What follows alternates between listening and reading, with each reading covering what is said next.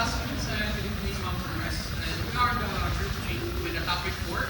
We are assigned to discuss about the globalization, multiculturalism, and translational literature. So let's start.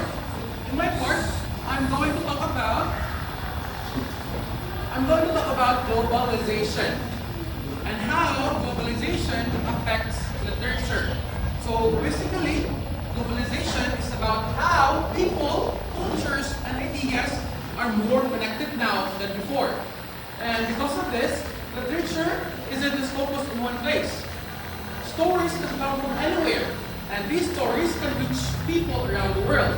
So, globalization is how people connect from each other. The lain well, like while you're using TikTok, globalization. Makita mo mga lain culture sa TikTok. Samgyeopsal, Marvin. May samgyeopsal siya. That is from Korea. Globalization. Kaya kapag siya sa Korean practices. Gusto ko may lain na example sa globalization. Mga manhwas, mga manga, like atong basahon. O gikan man sa lain country. Globalization. Because of that, because of the globalization, a story or a literature, dili siya focus sa place ra. Stories can now come from any places or any world, and these stories can reach other people from another country because of globalization. Yeah. Literary production in a globalization world. Authors, because of globalization, the way literature is created has also changed. Writers now think about the global audience, not just the local readers.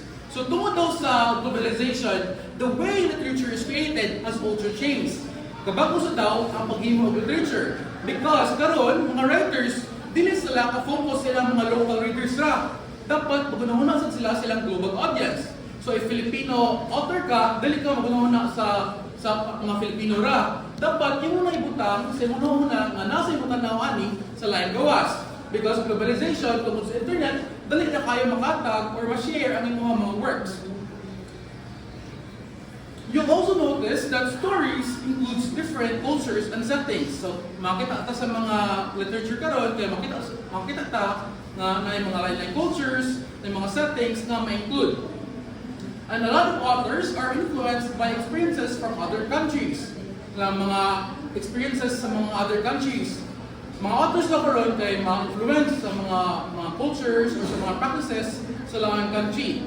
Unsa man ang pinaka-influence or pinaka-common karon tungod sa globalization na genre sa mga literature. Examples like reincarnation, globalization. Nakatagsad siya, dahil sunod-sunod ng reincarnation, regression, like mga romance. Tungod sa globalization, makatag ang genre. And this will influence other authors to also use this genre. So overall, literature today is a lot more diverse and connected. Sa una, may dili pa kayo ng focus na kasi mga local na readers, if Filipino ka, maghimo kag story, mag-focus na kasi mga Filipino readers. Pero now, globalization, tungkol sa internet, media, makatag ng mga works. So dapat imuhang naon before ka muhimo, not just the Filipino, but also the global audience. Globalization also affects the themes we see in stories. Common themes now include migrations, identity, and cultural conflict.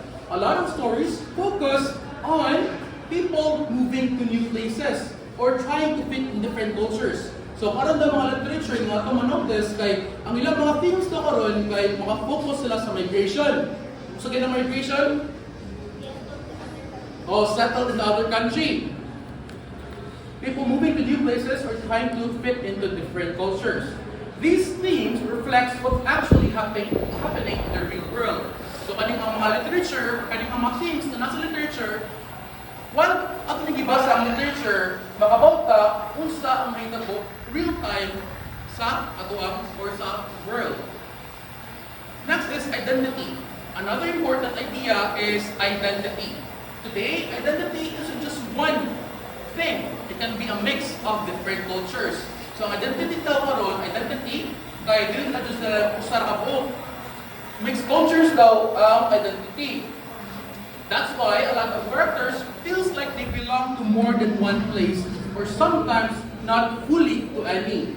This makes stories more realistic and relatable. Na mga characters sa mga stories na mag-ibasa, may mga relate na usahay, di ba? Ano yung mga, ito masahan ng mga novel, may mga relate mo sa character, right? Most of them tungkol sa globalization because the author is experienced also from the environment. Globalization. Now, what akong part sa globalization, how globalization is or how globalization affects literature. Now let us go next to the diaspora literature. So, good day everyone. So, let's start with understanding what diaspora literature is. So, diaspora literature written by people living outside their homeland, focuses on experiences of migration, exile, and identity. So, diaspora literature refers to literary works written by people who are living outside their original homeland. These writers may have moved to another country or they may have been forced to leave. So their story usually focuses on experiences like migration, exile, and identity.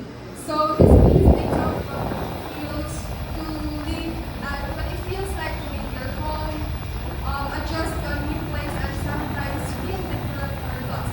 So the word diaspora itself means the scattering of people from their own homeland to different parts of the world.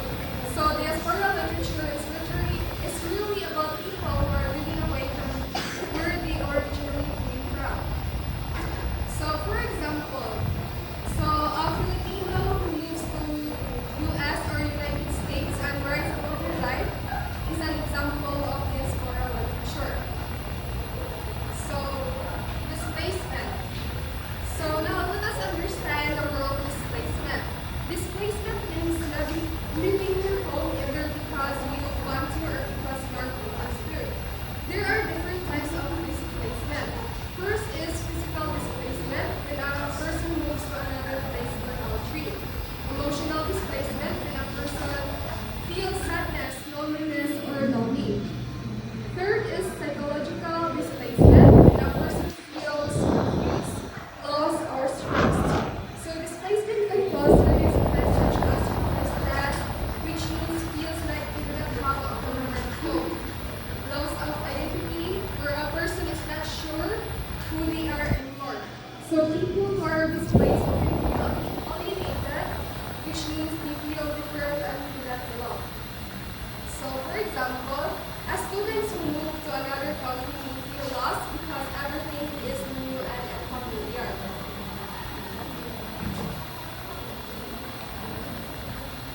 So causes of diaspora or displacement. So there are many reasons why people experience diaspora or displacement. First is one common reason is migration for work or education. So second, people move to other countries to find better opportunities. Third, another reason is war and conflict. When there is danger in a country, people are often forced to leave to survive. Fourth is colonization is also a cause. In the past, powerful countries controlled other lands, which forced people to live or adapt to new systems. Fifth is economic opportunities can also make people to leave their homeland in search of a better life.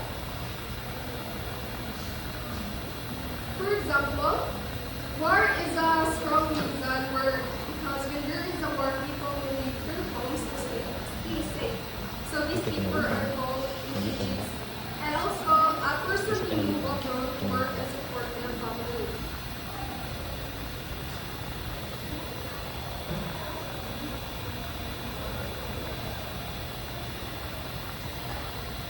So common themes in diaspora literature. So diaspora literature often shares common themes. First is one is identity crisis. So this happens when a person is unsure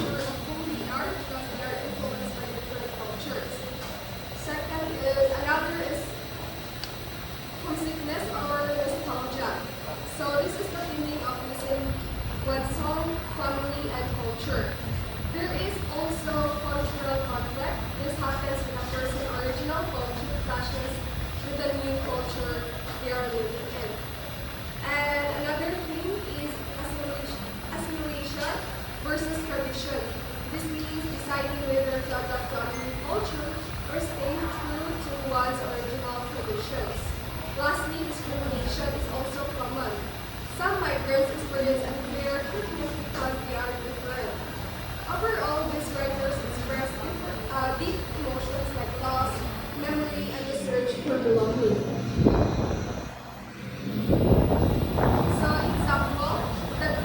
Example of this oral literature is the day the dancer came. So one example of the oral literature is the day the dancer came by Bienvenido and Santos. So this story is about Filipino immigrants living in the United States. In the story, the characters feel a strong longing for the Philippines. They miss their home, culture, and identity. Even though they are in another country, they feel lonely and disconnected. This shows the emotional side of displacement, especially the feeling of nostalgia. So next is the effects of displacement. Displacement has many effects on people. One major effect is the loss of identity. People may feel unsure about who they are because they are caught between two cultures. And also there is also cultural confusion. It can be difficult to balance old traditions with new ways of life. Emotionally, people may experience loneliness and nostalgia. They miss their home and feel isolated. However, displacement can also lead to something positive, both a hybrid identity. This means a person develops a mix of cultures, combining both their original and new identities. So, importance of diasporal literature. Diasporal literature is very important. First, it gives a voice to migrants and migrants. It allows them to share their real life experiences and struggles. Second, it helps readers understand different cultures. We learn about the lives of people from different parts of the world. Lastly, it shows the real effects of globalization. It helps us see how movement and change affect people's life, identity, and relationship. So in conclusion, this oral literature reflects real human experiences of movement and change. It shows us how displacement affects identity, culture, and storytelling. Through these stories, we understand that leaving home is not just about moving to another place. It's also about emotions, identity, and the search for belonging.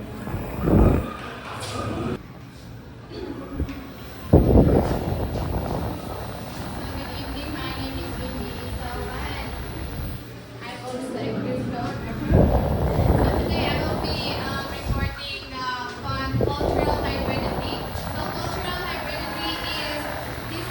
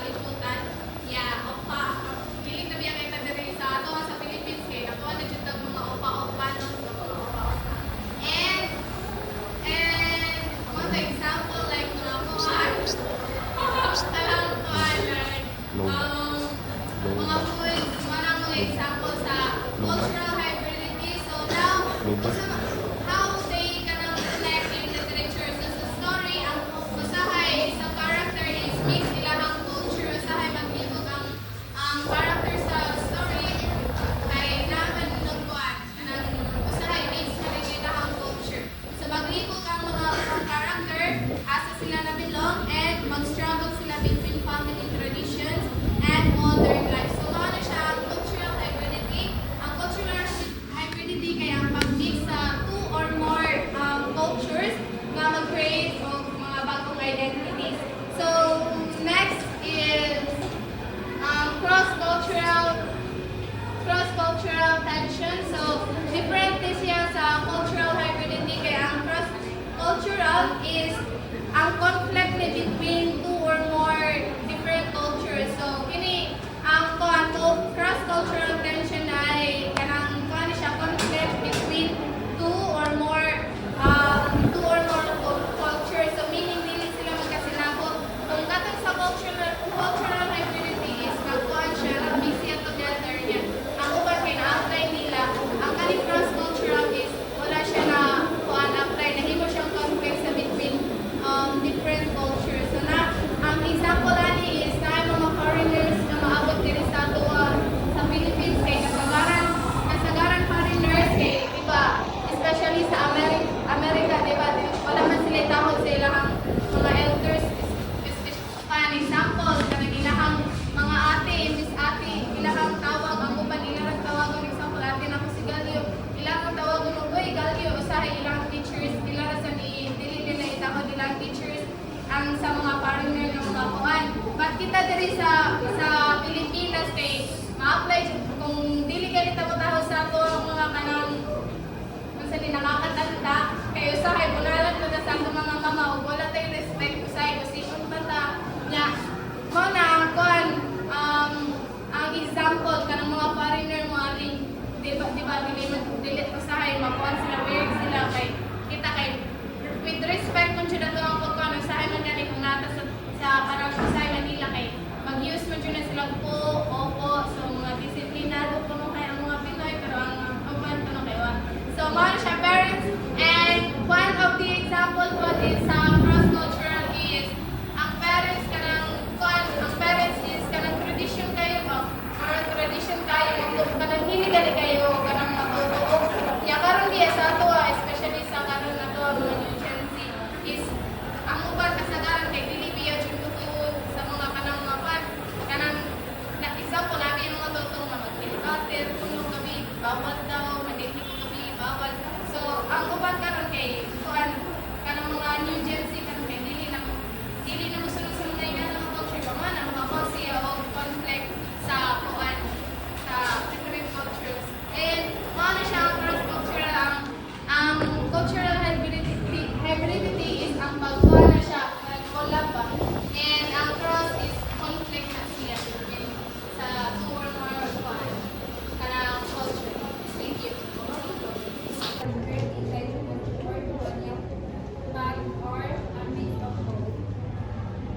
This left me create new complex identities shaped by history. Everyone, so tonight I will be discussing about post-colonial theory. So post-colonial theory is an approach within post-colonial studies that examines the lasting effects of colonialism on societies, cultures, and identities. It looks at how former colonies respond to and challenge the dominance of colonial powers, especially in literature, history, and language.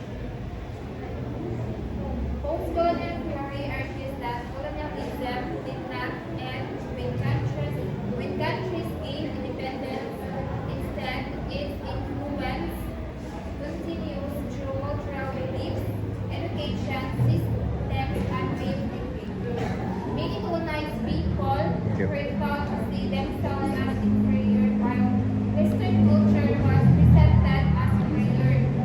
This created what scholars call a colonial mentality. One of the key ideas in post-colonial theory is a representation on how colonized people were described in colonial texts accordingly. So, Western writers often portray non-Western societies as resulting backward and uncivilized. This process, known as actoring, made it easier to justify colonization because it suggested that colonized people needed guidance and model. Another important concept is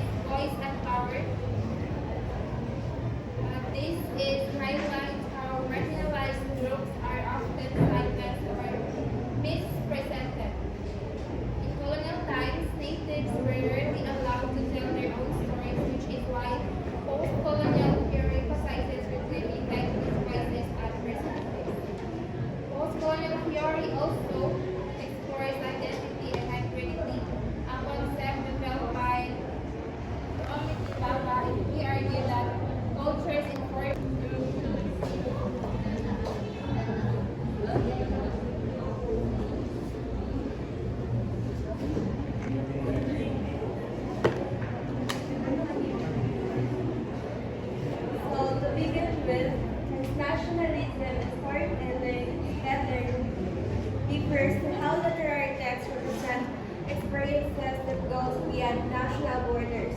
So these are narratives that are not confined within a single country, but instead reflect movement, connection, and interaction across different nations.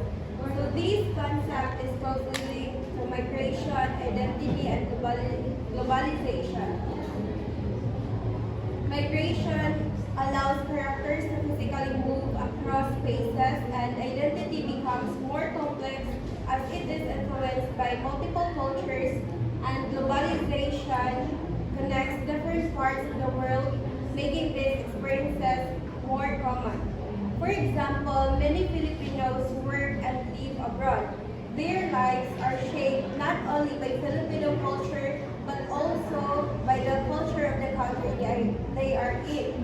So because of this, their stories are and even their sense of self are no longer rooted in just one place.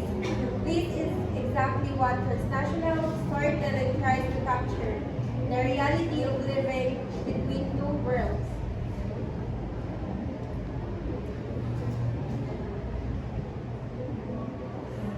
So these are the key concepts of transnational storytelling. So first is beyond national boundaries.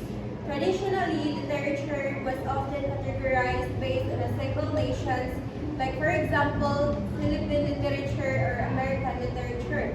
However, transnational storytelling challenges these ideas by presenting challenges that exist across multiple locations. This means that setting, characters, and conflicts are no longer limited to one country but instead reflect the global experiences. So, these can be seen in families whose members are scattered across different countries yet remain connected. Second is the fluid and multiple identities. In transnational narratives, identity is not fixed or stable, but instead it is fluid, constantly changing depending on context and experiences. For example, a Filipino who grows up abroad may feel both Filipino and foreign at the same time. This creates a layered identity wherein a person does not fully belong to one culture, but instead navigates between several. Third is the global interconnectedness. This concept highlights how nations and cultures are linked together in today's globalized world. Even though events, ideas, and people easily move across borders. Through technology, communication, and migration, individuals remain connected regardless of distance. This interconnectedness is often reflected in transnational stories. Lastly is cultural exchange and negotiation. This refers to the interaction between different cultures, and sometimes cultures blend harmoniously, creating new practices and identities. But however, there are also moments of tension, especially when values or traditions conflict. For instance, a Filipino abroad may adopt Western practices while still trying to maintain Filipino values. This process of balancing and negotiating cultures become a central part of their identity.